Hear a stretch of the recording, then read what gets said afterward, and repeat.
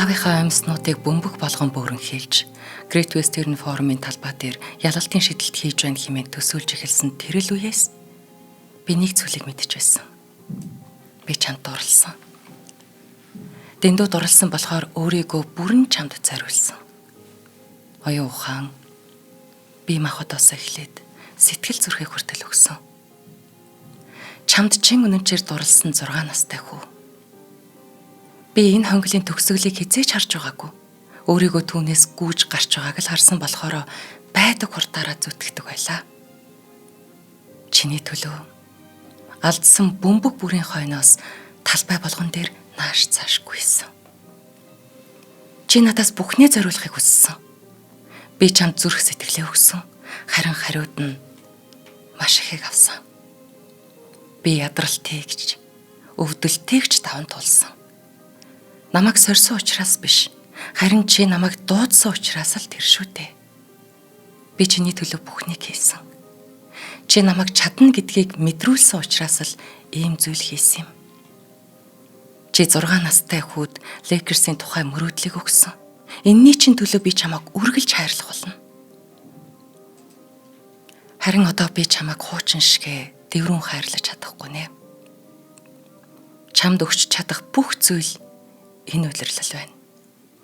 Хэдийгээр миний зүрх ачааллыг дийлж оюун ухаан минь саад бэрхшээлийг даван туулж чадах ч гэлээ би минь баяртай гих цаг болсныг хэллээ. Зүгээр дээ. Би чамайг орхиход бэлэн байна. Гэхдээ чамайг сайн ч бай, муу ч бай.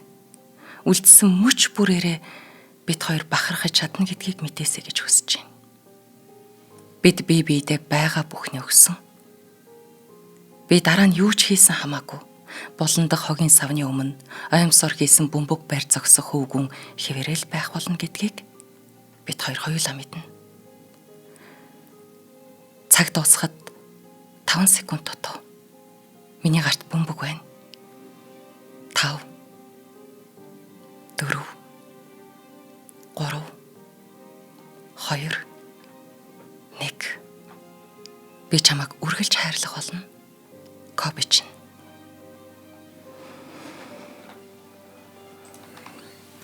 За энэ бол одоогоос 11 жилийн өмнө буюу 2015 онд домог цагсан бөмбөгч Коби Брайантын зодог талхтай бичсэн өөрийн хайртай спорт болох сагсан бөмбөгтөө зориулж бичсэн тэр загтал. Хар бага наснасаа л хайрлаж дурлаж ирсэн энэхүү спорттоо ийм хүндэтгэл өгүүлсэн юм.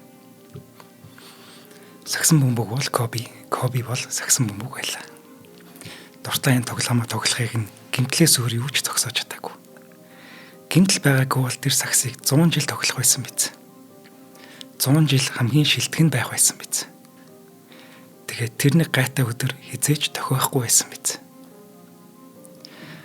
Одоогоос 6 жилийн өмнө энэ агуу сагсч маань 41 наснда хайр технэр хүүхдүүдээ дэлхий дээрх шүтэн биширхчтэй орхиод өөрийн охин Жанагаа дагуулад Тэнгэрийн орныг зорьсон билээ.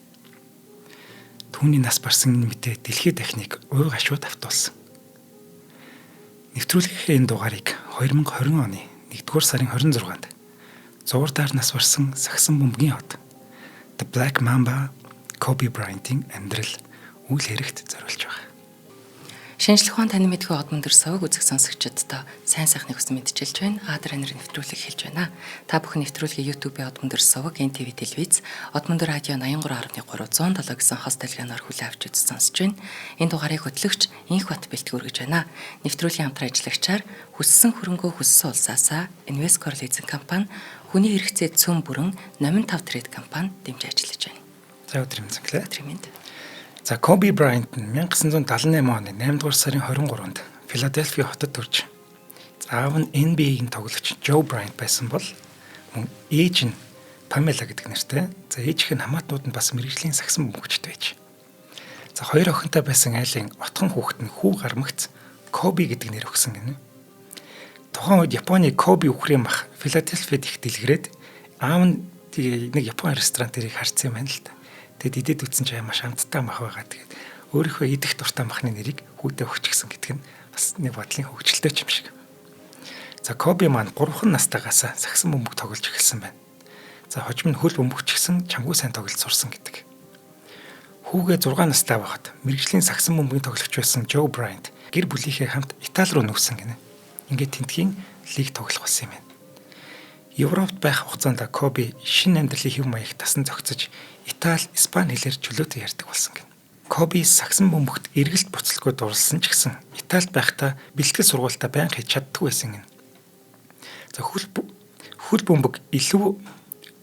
хөл бөмбөгт илүү хайртай италичуудын дунд ганцаараа сагсан бөмбөг тоглодог байж. Хөл бөмбөгчд ихэвчлэн талбайг эзэлчихдэг байсан тул Коби тэнд гэртээ харих уу, хөл бөмбөг тоглох уу гэдэг хоёр сонголттой л тулгарч ирсэн юм байна. За ингээд ихэвчлэн хаалган дээр зогсдог байж. Ягаад гэвэл өндөр туранхай хүн шүү дээ, тэ. За ингээд аав нь NBA-гийн зуны лиг тоглохоор Италиас Америк руу зун болохыг ирдэг байж гинэ.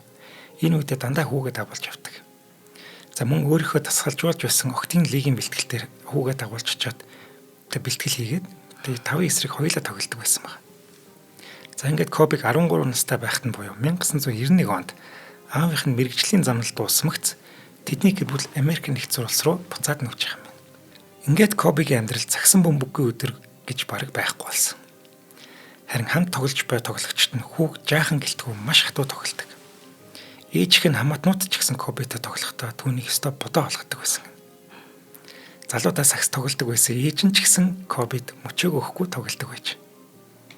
Коби анх 14 наснда цагирган дээрээс довтолж сурсан юм байна.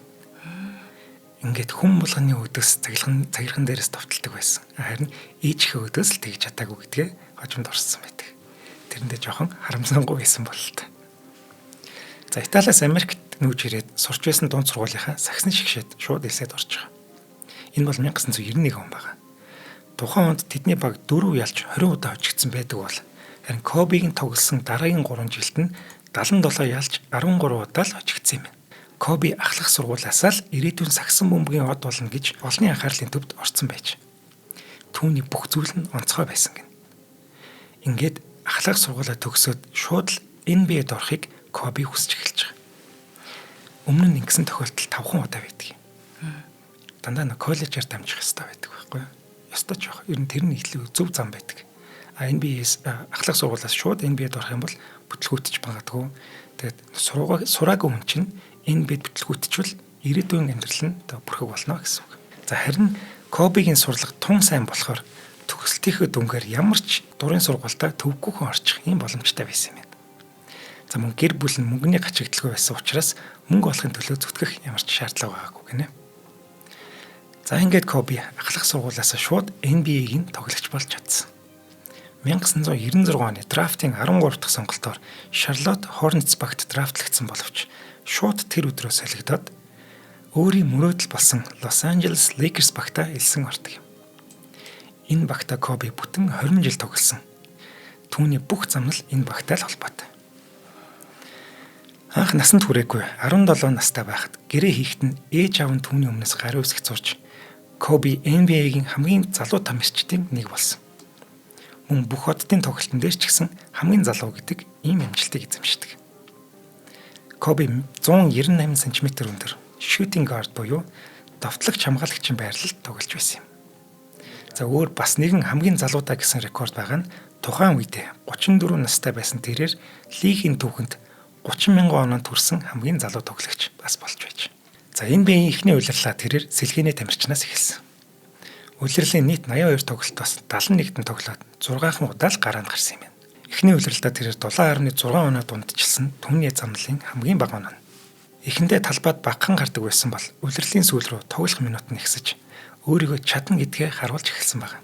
Коби 1997 оны буюу NBA-д элсэж ороод дараа жилийнхээ бүх хотын тоглолтын тэмцээнд ороод төрүүлж байсан. Энэ жил Lakers дорн бүсийн плей-оффын 2 дугаар шатанд Utah Jazz багтай таарсан. За цувралын 5 дахь тоглолт. Lakers цувралд 3-1-ээр хожигдож байлаа.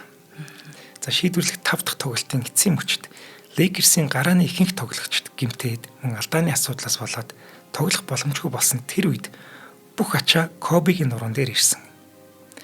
Дөнгөж рookie жилдээ байгаа 18 настай энэ залууд дасгалжуулагч бүх эрх мэдлийг өгсөн гэнэ. Ингээд Коби 4 чухал шийдэл хийгээд шийдэлтүүд бүгд цагиргаа оноогүй юм. Ийхүү Lakers 98-93-аар хожигдож улирлаа дуусгаж байж. Тэд цувралд хожигдох нь юу нь баг ойлгомжтой байсан баг.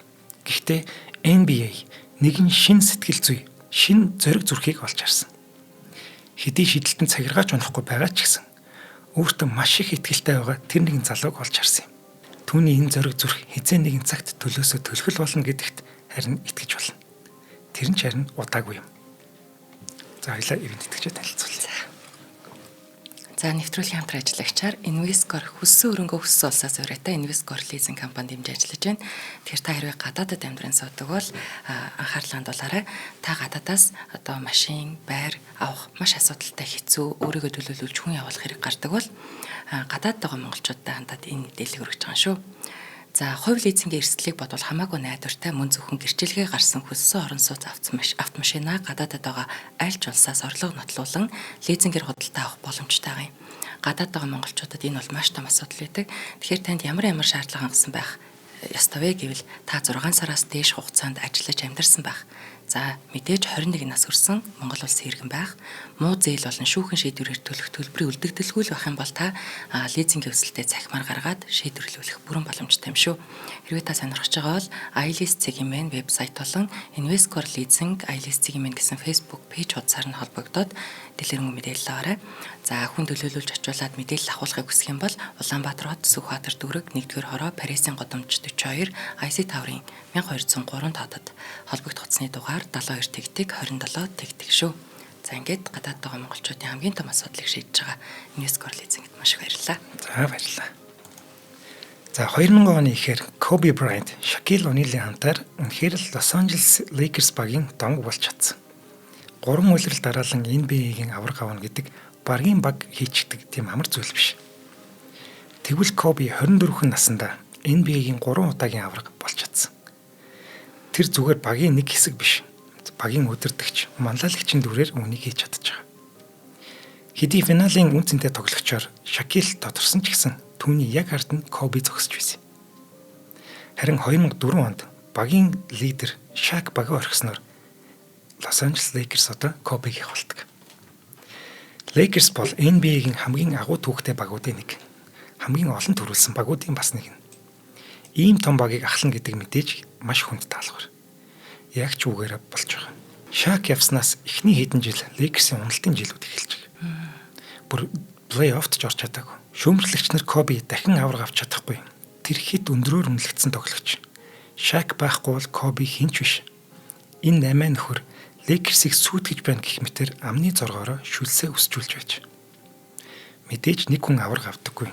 Харин зөв баг тэгэд зөв удирдагчтай баг авраг авдаг. Энэ ч утгаараа 2007 онд Lakers-ийн удирдлагууд Kobe-гийн хажууд байх тэр зөв хүмүүсээр бага бүрдүүлж эхэлдэг. Энэ шууд үр нөлөөгөө үзүүлсэн. За Paul Gasol, Derek Fisher гэх мэт хүмүүсээр бага зузаатгсан Lakers тэр жилээр NBA-гийн финал шалгарч чаддаг. Kobe Bryant бас улирлын үнцэнтэй тоглогчоор шалгардаг. За харин энэ жил тэдний эсрэг талд тэдний мөнхийн өрсөлдөгч Boston Celtics зогсож байгаа. За Lakers Celtics багууд бол NBA-ийн түүхэнд хамгийн олон удаа төрүүлсэн багууд. Мөн финалд хамгийн олон удаа бие биенийхээ эсрэг тулсан багууд. Тэдний өрсөлдөөн дэлхийн спортын түүхэнд хамгийн том тулаануудын нэг. За зөвхөн багийн ч биш, хувь тоглогчдын өрсөлдөөн ч энд томоор яригдана. Magic Johnson, Larry Bird хоёрын тулааныг ярихад хэдэн өдөр зарцуулж магадгүй. Энэ багууд бие биендээ хожигдно гэдэг хамгийн том гутамшиг. Kobe ч үнийг хамгийн сайн мэдж байгаа. Магад энэ багт одоо тоглож байгаа тоглогчдоос хамгийн их ойлгож байгаа нь Kobe баг. Хэнд ч хожигдож болно. Гагц Celtics эсрэг хожигдож болохгүй. Хөлөө хуглаад чамаагүй тэмцэх ёстой. За гэвч харамсалтай нь 2008 онд Lakers энэ удаад заналт өрсөлдөгчтэй хожигддог юм. Гэхдээ тэдний финалд шалгарсан энэ амжилт нь аз биш байсан гэдгийг эх 2 жил дахин 2 улирал дараалан финалд шалгарснараа нотолж чадна. Ингээд 2 удаа авраг авч чаддаг юм. 2 жил дараалаад. Хамгийн амттай нь 2010 онд Boston Celtics-ийн их гурвлыг буулган авч Kobe дахин нэг удаа амрагын цом өргөсөн байх. Kobe-гийн хувьд магад энэ аврагын цом нь хамгийн үнцэнтэй байх. Shaq-ийн хамтрагч, ганцаараа чадахгүй, амиа хичээсэн Lakers-ийг сүйтгэгч гэх мэтэр янз бүрээр хэлүүлж дээрээс нь гэмтэл бэртэл багийн уналт босолт гээд бүгдийг даван туулан байж энэ цомыг дахин нэг удаа өргөж байгаа нь юм. Ингээд мэдээж финалийн үнцэнтэй тоглогч нь Коби өөрөө болж байгаа. Коби Брайант нийтдээ NBA-ийн 5 удаагийн аварга, Олимпийн 2 удаагийн аварга. Гэхдээ түүний гаргасан амжилт тэдэн удаа ийм алтан медаль авсан гэхээсээ илүү түүний хөдөлмөрч зан, сагсан бөмбөг зориулсан түүний зүрх сэтгэл Кобиг тодорхойлдог. NBA-д нэг удаа төрүүлсэн байсан ч хамаагүй. Коби сагсан бөмбөг тоглохын төлөө, хожихын төлөө бүхнээ зориулдаг. Энэ нь түүнийг тодорхойлдог юм. Мамба зан чанар би хэрхэн тоглодог вэ? Mamba mentality, how I play гэдэг хай намайг. Энэ номонд урам зориг, анхаарал төвлөрөл, бэлтгэлийн зарчмуудынхаа талаар өгүүлсэн байдаг. Мөн өсвөр насндаа өвдөгний үеийн хэсэгт овгор үүсдэг өвчнөр шаналж байсан тухайга. За энэ нь түүний шийдэлтэнд хэрхэн бэрхшээл үүсгэж байсан талаараа бичсэн байдаг.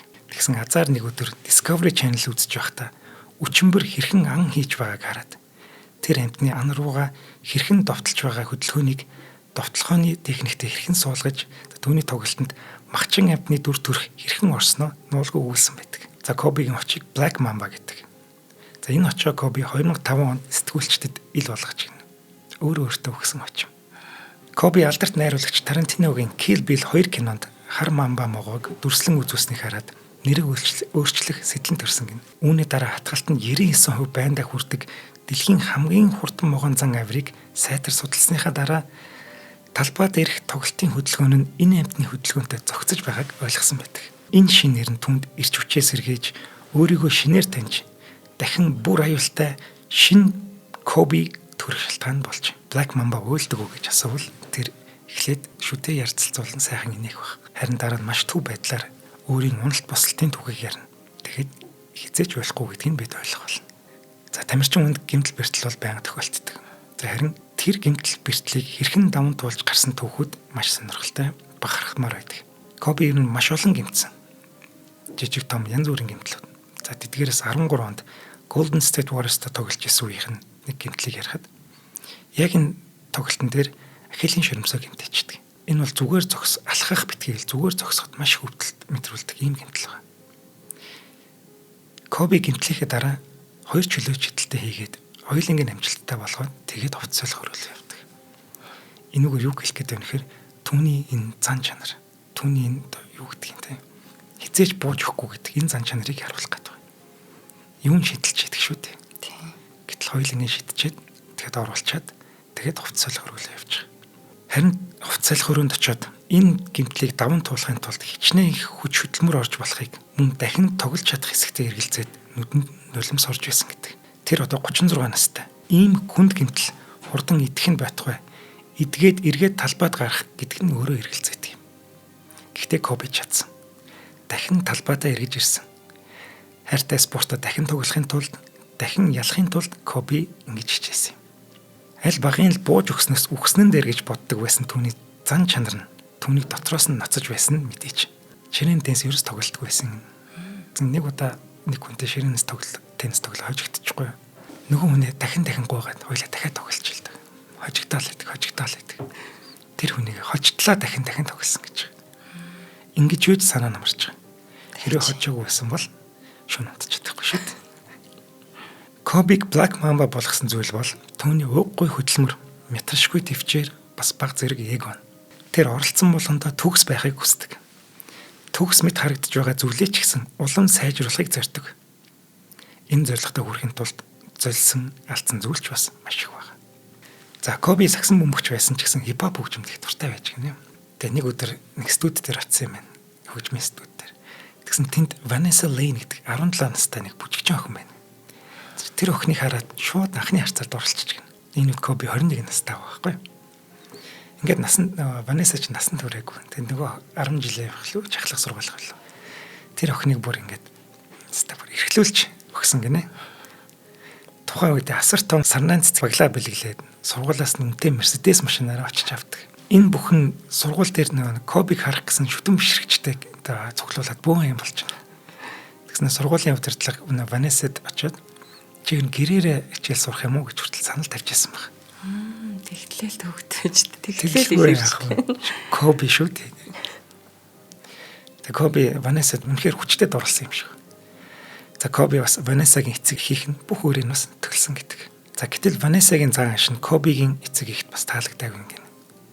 За түүнээс гадна бүсгүй тэдний хүсэж байсан шиг Африк гаралтай биш, харин Латин Америк гаралтай байсан нь бас таалагдаагүй юм. 2001 онд Ванесса насанд хүрч Коби гэр бүлийнхээ эсэрхүүцлийг үл харгалзаад Ванессад гэрлэх санал тавьдаг юм. Ингэхдээ Lakers багийн хот маань сүйд бүсгүүдэд $100,000 бэлцэг бэлгэлжсэн гэдэг. Тэдний хөрмөнд эцэг их нь эгчнэр нь ч багийн хамтны олоосон ч нэг нь ч ирээгүй гэнэ. Залуу хосууд гэрэлтийн гэрээ ч хийгээгүй. Бүгд тэдний хайрыг эсэргүүцэж байсан ч эцэстээ инхүү хайр сэтгэл ялж. 2003 оны өвөл хосууд анхны охин Наталия Даймантигаа үлгэдэн авч. Хүүхэд төрснөөр гэр бүл нь ч нэгдээд Коби 2 жил гаруй уулзаагүй байсан эцэг ихтэйгээ дахин харилцаж эхэлсэн гэдэг. Ингээд 2006 онд 2 дахь охин Жианан төрөөд 2016 онд 3 дахь охин бас Бианкан төрөөд ингээд 2019 онд 4 дахь охин бас төрж байгаа. Капри Коби гэдэг нэртэй. Black Mamba маань 4 охиндоо туйлын хайртай. Мэдээж тэднийгээ юугаарч таахгүй хичээдэг маш сайн байсан юм байна. За 2010 онд авраг авснаас хойш Lakers-ийн амжилт санаанд хүртэл бас байж чадсангүй. Дасгалжуулагч Phil Jackson ч зодог тайлаад Кобиг ч гэсэн гэмтэл бэртэл зовоох болж. Багийн амжилт таар үгээд Коби харин багаас олсонгүй. За гэмтэж бэртлээгээд тэрээр бууж өгсөнгүй. Гэхдээ би энэ үнэхээр дийлэхгүй байсан юм шиг байна. Ингээд Коби Брайант 37 наснда буюу 2015 оны 11-р сард сагсан бөмбөгөөс зодог тайлхаа мэдэгддэг. Энэ бол түүний сүүлчийн улирал гэж хэлдэг. Ингээд энэ мэдэгдлээсээ 4 сарын дараа тэрээр сүүлийн тоглолтоо хийх болно. За нэвтрүүлгийн дараагийн хамтран ажиллагчаар хүний хэрэгцээ цөм бүр өрөөтэй 85 трэд компани дэмжиж ажиллаж байна. За удахгүй цагаан сар болох гэж байна. Цалгин халгим сар шинэ урамшуулт худалдаага номингийн бүх салбарт зарласан байна. 2026 оны 2 сарын 28-ныг дуустал 100,000 төгрөгнөөс дээш худалдаа авалтад номин апитер цалгин халгим урамшуулт оролцох нэг эрх аваад за тэгээ 38 буудалд морь оролдуулад тод манлаа эхний 100 хэрэглэгчийн нэг болох юм бол та гадаадад аялах эрх iPhone 17 утас тэргүүтээ одоо маш их супер бэлгүүд байгаа эзэн болох юм аа. За мөн 2026 оны 2 сарын 17-ныг дуустал хийсэн худалдаа авалтаараа та Upoint апитер алаг мэлхий тоглоом тоглох эрх аваад за алаг мэлхийгээ бүрэн өрсөн хэрэглэгчид дундаасаа iPhone 17 гар утас, MacBook, iPad зэрэг одоо супер бэлгүүд эздэг бас тодруулах юм байна. За мөн баярын ширээний 100 гаруй нэр төрлийн бараа бүтээгдэхүүндээ номин маань 10-аас 40% хүртэл хямдрал зарласан байгаа, бэлэгтэй байгаа. За тийм Монголын хамгийн шилдэг лоялти хөтөлбөр номин бонус карт таны худалдаа авалтыг бас 3-аас 10% хөнгөлөд өгч байгаа. Тэгэхээр давхар хямдрал, урамшуулал, бэлэг за таны азыг сорьсон ийм сайхан одоо ирэх жилдээ Азийн дотоо байхыг биелэгдсэн юм урамшууллыг зарласан байгаа. Номин 5 трэдтэй баярлалаа. Номингийн бүх салбараар энэ урамшуулал явагдаж байгаа шүү. Лавлахыг хүсвэл 1828 88 утасны дугаараар лавлаарай. За баярлалаа. За баярлалаа.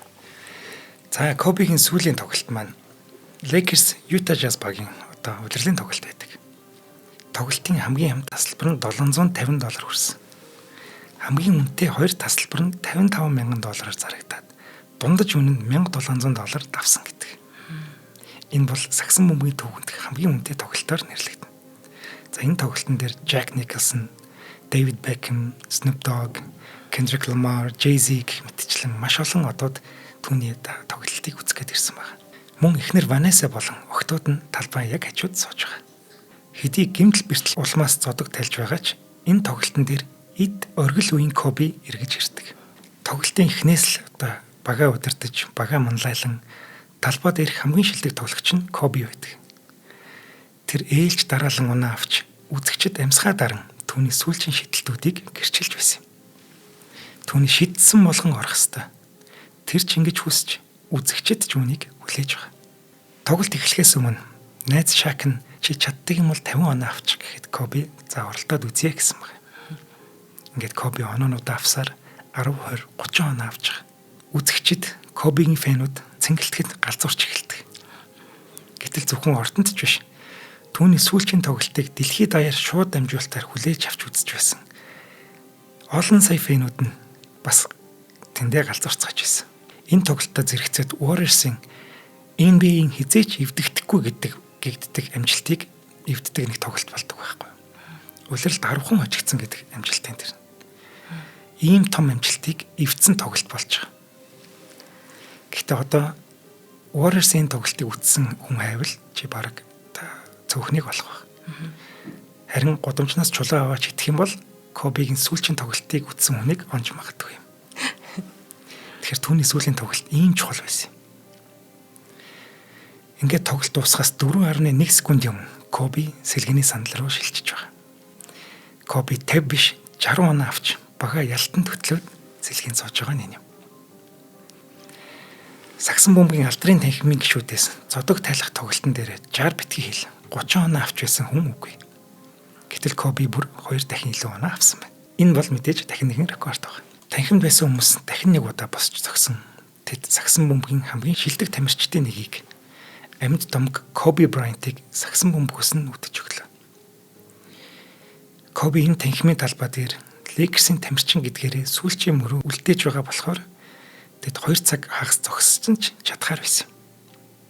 Кобигийн сагсан бөмбөгийн талбай дээр хэлсэн сүүлчийн үг нь Mamba out. За түүний зодог тайлах мэт сагсан бөмбөгийн ертөнцийг тэрчгтэн донслогсон.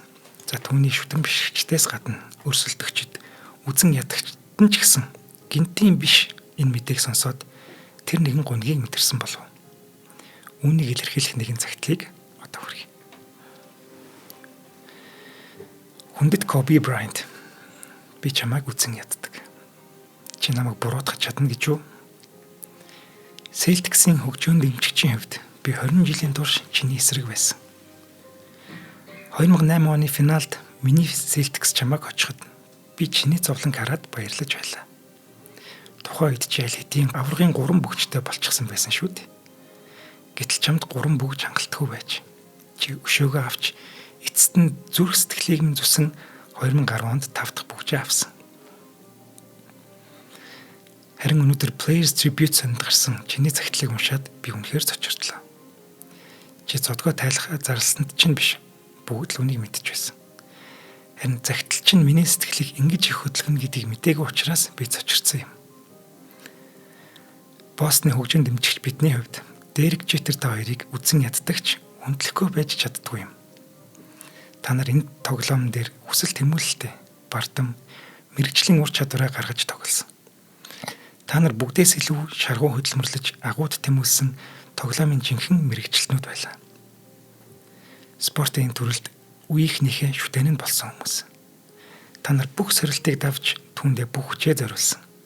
Эрүүл мэндэж золиослсон.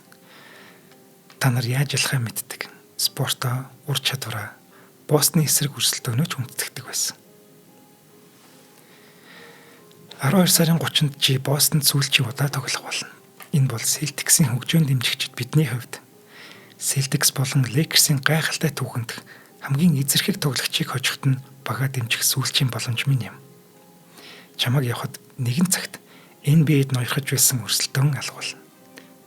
Магад хизээ нэгэн цагт шинэ хүмүүс ирж дахин сэргийж мэдэх юм. Үгүй ч биш магадгүй. Тиймээс дараа сард Гарденд ирэхэд чинь үзэгчид жинхэнэ тамд оруулна гэж найдаж байна. Бид авраг шалгаруулалт тэмцээн дээр байснаас ч илүү чанга орилж чамайг бүүлнэ гэж бодож байна. Бид чамайг чөлөөж шийдэлт болгоно алдна гэж найдаж байна. Celtics-ийг зүрх сэтгэлээрээ дэмждэг.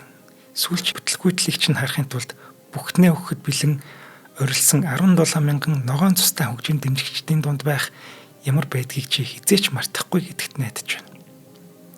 Тэгээд бид Lakers-ийг дахин нэг удаа хожино гэж найдаж байна.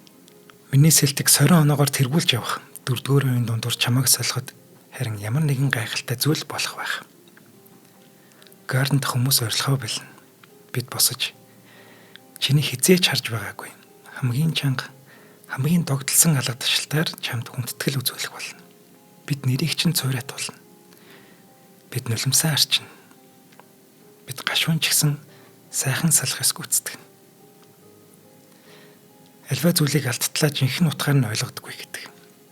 Тийм болохоор явхаас чинь өмнө чи зүгээр л сайн сагсан бөмбөгч биш. Түүнээс хамаагүй илүү байсанд чинь баярлалаа гэж хэлмээр байна. NBA-ийн хөгжөөн дэмжигчдийн бүхэл бүтэн үеийн сагсан бөмбөг бол чи юм шүү. Би ингэж хэлж байгаадаа итгэж чадахгүй. Гэхдээ би чамайг үнэхээр их санах бол. Чамайг үргэлж хайрладаг, бас үзэн яддаг. Чамайг хангалттай үнэлээгүй Celtics-ийн хөгжөөнд дэмжигч. Ямар гоё цаг вэ? Celtics их шүү дээ. Харин тийм. За энэ загтал түүний хэн байсан бэ гэдгийг хангалттай харуулж байгаа. Хамгийн агуу дайчин л дайсантай хүндлэгддэг шүү дээ. Ийхүү Коби амьдралынхаа салшгүй нэг хэсэг болсон сагсан бөмбөгөөс зодог тайлж байгаа. Тэрээр 5 удаагийн NBA-гийн авраг, 2 удаагийн финалийн үнцэнтэй тоглогч, 1 удаагийн улирлын үнцэнтэй тоглогч, 2 удаагийн онооны авраг, 18 удаагийн бүх хотод, 4 удаагийн бүх хотын үнцэнтэй тоглогч гэд гаргасан амжилтын тоолох юм бол тоолж барахгүй. За зодог тайлна гэдгийг мэдсэн даруйда Lakers баг түүний замналтаа зүүж байсан 8 болон 24 дугааруудыг мөнхлөхөө зарладаг. 2 дугаарыг. Өмнө нь өөрийн 2 дугаараа мөнхлүүлж байсан тоглогч байхгүй. За үүгээрээ Коби Lakers-ийн түүхэнд ямар чухал тоглогч байсан бэ гэдгийг илэрхийлнэ. Ингээд 2 жилийн дараа буюу 2017 онд түүний энэ 2 дугаарыг мөнхөлдөг. За 2017 он ингээд тусаагүй. Бас нэгэн онцгой үйл явдал болсон. Кобигийн сагсан бөмбөг зориулан хоёулангийн нэвтрүүлгийнхэнд дурдсан нөгөө загтал байна шүү дээ. Тэр загтлаараа нэгэн богино хэмжээний хүүхэлдэйн кино хийдэг. Ингэхдээ алдарт хөгжмийн зохиолч John Williams, за Disney аниматор, хүүхэлдэйн кино амьлуулагч Glenn King нартай хамтран ажилладаг. Glenn өмнө Aladdin тоглосон юм та туршлагатай хүн байсан бол John Williams бол домог шүү дээ. 5 минут 22 секунд үргэлжлэх кинонд Коби өөрөө дуу оруулж продюсераар ажилладаг. Хайр цагсан бөмбөг минь гэх энэ богино хэмжээний хүүхэлдэйн кино 2018 оны 90 дахь Оскарын наадамд шилдэг богино хэмжээний хүүхэлдэйн кино шагналд ялагч болдог. Ингээд Коби Оскарын шагналтан болж байгаа. Анхны сагсчин болж байгаа Оскарын шагналтан. За тэгэхээр ойлоо түр амжилтууданд орцсон шин. Энэ дээр бүр Оскар нэмэгдэж байгаа юм. За Коби агуу тамирчин төдийгүй дэлхийд даяар олон мянган тоглогчдод нөлөөлсөн маш том од байсан. Зөвхөн тамирчдад ч биш. Олон зуун сая залууст үлгэр дуурайл болсон хүн байна. Залуу тамирчдыг дэмжих тал дээр маш их зүйл хийдэг байсан. Зөвхөн сагсан бөмбөгчдөд бус хөл бөмбөгөөс эхлээд бейсбол хүртэл бүх төрлийн спортыг дэмждэг байж. Түүний нэрмжит сан зодгоо тайлсныхан дараач идэвхтэй үйл ажиллагаа явуулсан хэвээрээ байж. Гэргий Ванесатайгаа хамтран олон орны хүүхдүүдийг Америк нэгдсэн улсын коллежид ороход туслаад сургалтын зардлыг нь татгалдаг байж. Бас Коби After School All Stars гэдэг үндэсний хөдөлгөөний аль бие усны төлөөлөгч байсан юм байна. Ингээд Америк даяар 70 мянган төгсөгчдөд мэрэгжлийнхээ дагуу ажиллах ажлын байр олоход нь бас тусалж байсан юм байна. За зөвхөн спорт дээр бус мөн маш олон салбарт тусламжийн гараа сонгодог байж гэнэ. Эдгэршгүй өвчтөе хүүхдүүдэд нөхөн сэргийн хэмжлэгээ хийдэг Make-A-Wish санд Коби 20 жил тасралтгүй тусалсан гэнэ. Энэ хугацаанд 100 гаруй хүүхэд өвчнөө ялан дийлж чадсан юм байна. Мөн Stand Up to Cancer гэдэг хор тавтартай тэмцэх сангийн нөлөө бүхий гишүүн байж. Энэ сан зөвхөн 5 жил буюу 2012-оос 17 онд хор тавтартай тэмцэхэд зориулаад $80 сая босгож чадсан. За Коби Брайант Америк нэгдсэн улсын орон гэргүй хүмүүсийн эрх ашигын төлөө хамгийн идэвхтэй дуурайч нь байж. Лос Анжелес хотод зохион байгуулдаг марафонд жил болгон гүйдэг. Олон нийтийг хандивын аянд уриалан дууцснараа маш олон орон гэргүй хүмүүс өөрийн гэсэн орон байртай болоод за мөн хуулийн зөвлөгөө туслах бас авдаг байсан юм. Тусламжтай. Коби маань хэдийгээр өөрийг нь залгамжлах хүүтэй болж чадаагүй ч гэсэн харин Жиана охиныгоо сагсан бөмбөгийн мэрэгжлийн тамирчин болгохоор эрчимтэй бэлтэж байсан. Жижи ч гэсэн үнэхээр ирээдүйтэй сагсан бөмбөгч болохоор харагдаж байсан юм. Коби түн зариулаад бүр спортын төв хүртэл хөдөлж авсан. Хэд тансаглаж байна гэж бодож харагдах боловч тэнд нь олон хүүхэд залуучуудын олон баг бэлтгэлээ хийдэг, нөхөрсөг тэмцээнүүд зохиодог, эндээ спортын гараагаа эхлүүлдэг байсан юм. Зөвхөн одоо жижиг биш те. Бүх маш олон хүүхдэд. Тийм. За ингээд 2020 онд 1-р сарын 26-нд за Лос Анжелесаас 30 км-ийн зайтай нэгэн хувийн нисдэг тэрэг осолцсон гэдэг мэдээ гардаг. Нисдэг тэрэг өтгөн манантай үзэгдэх орчин хязгаарлагдмал үед ниснээс болоод өглөө удирдлагаа алдаад өглөө 9 цаг 45 минутанд удирдлагаа алдаад унсан байдаг. Энэ нослоос амьд гарсан хүн байхгүй. Энэ онгоцны бүхээгт Коби Брайант түүний 13 настай охин Жиана болон Жианагийн багийн 2 гишүүн эцэг эхийнхээ хамт замун дасгалжуулагч ингээд нийт 9 хүн зорчиж явж байсан. Тэд Сагсан бөмбөгийн тэмцээнд очихоор явж байсан юм. Ер нь их төвжирлтэй байдаг юм байна л да, Лос Анжелес. Тэгээд төвжирлээс зүгтахын тулд нисдэг тэргээр их явдаг болсон юм байна сүүлдээ. Коби. Уг нь нисгэгч нь 8000 цагийн нислэгийн туршлагатай. Кобигийн найз ер нь нэлээд туршлагатай хүн байж. Гэтэл нон цаг агаар ялтай билээ тийм ээ. Гэвч ер нь түүний үхлийн талаар маш олон мэдээ гарсан да. Хойлоо өнөөдөр үхэл гэхээс илүү тийм Кобиго ямар агуу хүн байсан бэ гэдгийг ярьж байгаа тийм. За энэ бас л үнэхээр дэлхийн нийтийг зочирдуулсан. Ялангуяа охинтойгоо хамт бүр хэцүү тийм. Тэр бүр хамгийн амар өстэй. За Коби Жиана хоёрын оршуулах ёслол хаалттай болсон. За одоо ч гэсэн тэр мэдээллийг нууцладаг.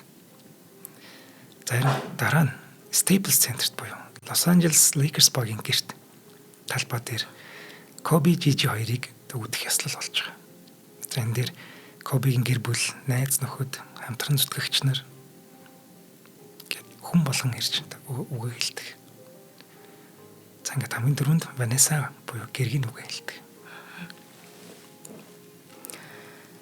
Коби Сагсан бөмбөгийн талбайд ирэх ширүүн өрсөлдөгч гэдгээр алдартай байсан.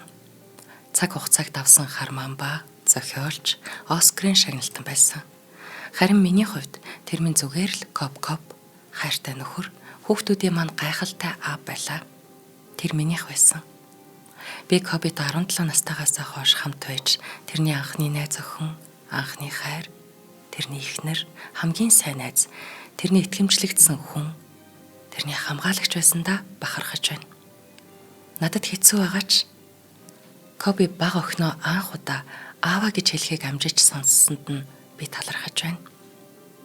Хонгор минь, Жижигээ сайн харж хандаж байгаарай. Би Нати, Биби, Коко гасарч халамжлах болно. Бид хамгийн шилдэг баг хэвээрээ л байна. Бид чамаагаа хайрлаж, санаж байна. Бүбүү, Жижи нар минь. Амар тайван ойрстой. Та нарыгаа үрд хайрлана, ээж нь. За ингээд Кобигийн дурсгалыг хүндэтгээд Лос Анжелес Lakers багийн цэнгэлтгийн гадна талд түн зориулсан 3 хөшөөг байрлуулна гэдгээ мэдгэцэн. Эхнийх нь Жижитгээ сууж байгаа хөшөөг мөхөлсөн бол хоёр дахь нь Кобигийн замналтаа хамгийн олон оноо буюу 81 оноо авсан тэр үчийг нь мөнхөлсөн. Харин 3 дахь нь хизээ баригдах нь нууц хэвээрээ байна. За амьдралдаа нэг багийн төлөө, за хайртай багийнхаа төлөө бүхнээ зориулаад 2 дугаараа мөнхлүүлээд 3 хөшөө босгуулсан тоглогч дахин төрөхгүй л болов. Коби бол хөдөлмөрч, тэмцэгч, хайртай зүйлдээ бүхнээ зориулдаг. Үнэнч байдлын бэлэг тэмдэг болсон Сагсан бөмбөгийн домог байсан юм. Яг үнэ. За баярлалаа зинглээ. Маш их баярлалаа. За ингээд шинжлэх ухааны таны мэдхүү од өндөр сууг үзэх сонсогчдод Адар анаар нэвтрүүлгээ хүргэлээ.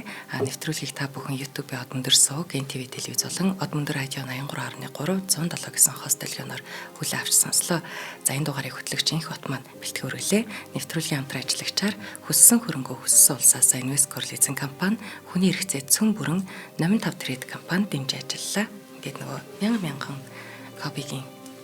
Кобита хайртай дурсан санаж байгаа бүх хүмүүст нь бас комент хэлдэг хэрэгжил. За баярлалаа.